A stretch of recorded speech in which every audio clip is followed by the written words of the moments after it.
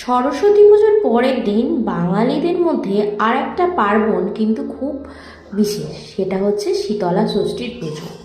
এখানে শিলনোড়াকে দেবী ষষ্ঠীর প্রতিরূপ ভাবা হয় এবং এই আলপনা দিয়ে তার উপরে বিভিন্ন ফল, তারপরে গোটা সবজি এসব রেখে শিলের গায়ে তেল হলুদ মাখিয়ে দেওয়া হয় এবং নৈবেদ্য হিসেবে দেওয়া হয় ঠান্ডা দই, চিড়ে, মুরকি, বাতাসা।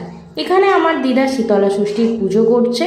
তারপর সন্তানের মঙ্গল কামনায় কপালে এঁকে দেওয়া হচ্ছে দই আর হলুদের ফোঁটা। এই ষষ্ঠীর একটাই নিয়ম, সন্তানের মাকে বাসি খাবার খেতে হয়। এই যে গতকালের ভাত, আলু পোস্ত, আর এই যে ম্যান্ডেটরি খাবার, সেটা হচ্ছে গোটা সেদ্ধ। তারপর এসব খেয়ে বিকালের দিকে চলে এসেছি একটা রেস্টুরেন্টে। এই যে বসে বসে আমি এখন খাচ্ছি ব্লু লেগুন। বেশ ভালো বানিয়েছে, তবে ঠান্ডাটা একটু কম হলে ভালো হতো। আজকে আছে একজনের আইবুড়ো ভাত।